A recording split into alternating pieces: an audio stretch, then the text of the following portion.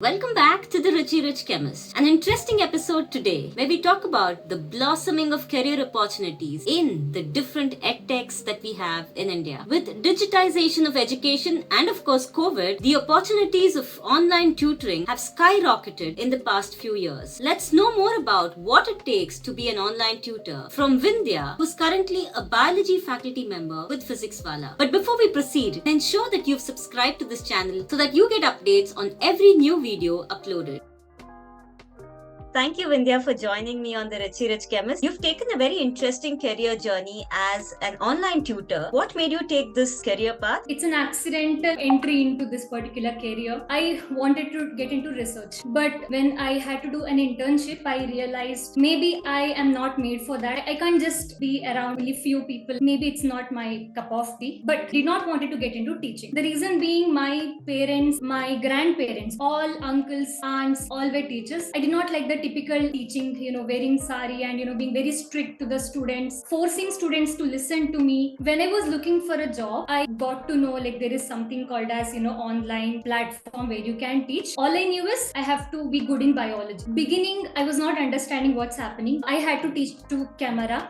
I can't see visible students. Students were in the chats. I'm not forcing students to listen to me. Students, if they like the topic, they come, they appreciate, they go. Slowly and steadily, I started liking this particular career. I started my journey with Unacademy and then I joined a startup practically, later Byju's, and now in Physics Wala. I'm teaching for Karnataka students in Kannada. Are you actually teaching biology in Kannada? It's like, based on English NCRT, but using Kannada words. How does one become an online tutor? When I started, nobody knew what is online and nobody wanted to get into this particular type of career. I just gave a demo. I had a board, so I just taught. I still remember I taught cell cycle. I sent it and they liked it and they accepted. Now, since it is a boom, if somebody wants to get into this particular career, it's better to have a YouTube channel. You will know how to talk to camera. That is the main thing, and you should be very good in your subject. And it's better to have certain exam being cracked. Say like somebody's teaching for UPSC exam, it's better to have a prelims at least being cracked. That's how you attract the students. That's a very interesting point that you mentioned about the skill of talking to the camera, because I myself find it very difficult to just look at a camera and talk, and that's a skill I think that develops with time. What are the advantages and challenges of a career as an online tutor? In offline, there will be like some 50 students sitting and definitely some 10-15 students will be talking to themselves. But in online, the same thing won't happen because like you won't be distracted. Online teachers are paid more compared to the offline teachers. So in some organization, they will pay based upon views. In some organization, they pay based upon how much of sales that you do. And in some organization, it is like stable. They expect you to do good videos and they want good feedback from the student. So when you say sales, is it that you have to go forth and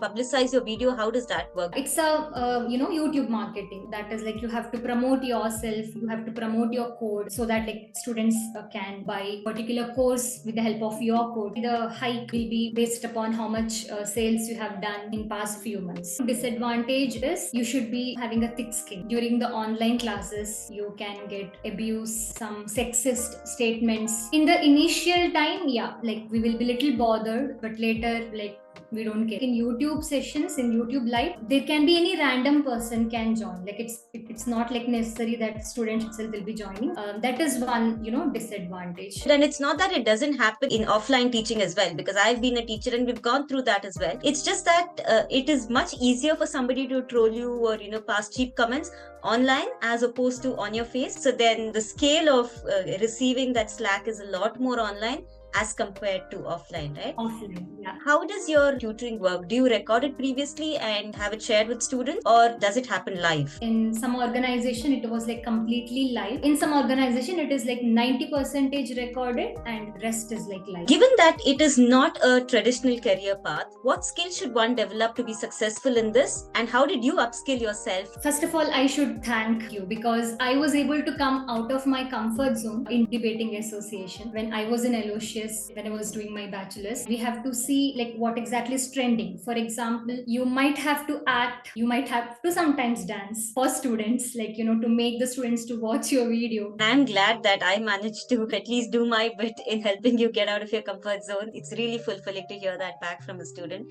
So thank you for that. What does a regular day in your life look like? First, I plan for the videos. So if it is academic, I just go through textbooks and add some questions. What and all like research I have to do, I do in the first half. Second half would be recording or usually live. Sometimes even Sunday I record video. If it is non-academic, let's say how to score 680 plus in NEET exams, I spend 15 minutes, very minimal time. What does career progression in this field look like? I started my career as a 9th, 10th teacher. Then, in the same organization, I became a foundation teacher. So, foundation teacher is one who also teach bit of NEET for 9th and 10th standard students. Along with this, for NTSC and different Olympiads. I also taught for UK GCSE syllabus and also some of the US students I was able to teach as a freelancing. Later, I became a NEET teacher. As in when you become more famous based on the views, based on the fan followers. The bigger celebrity you become, the more money you get. When I was doing freelancing, I downloaded Upwork. This is an app where you can do other freelance job as well, not just teaching.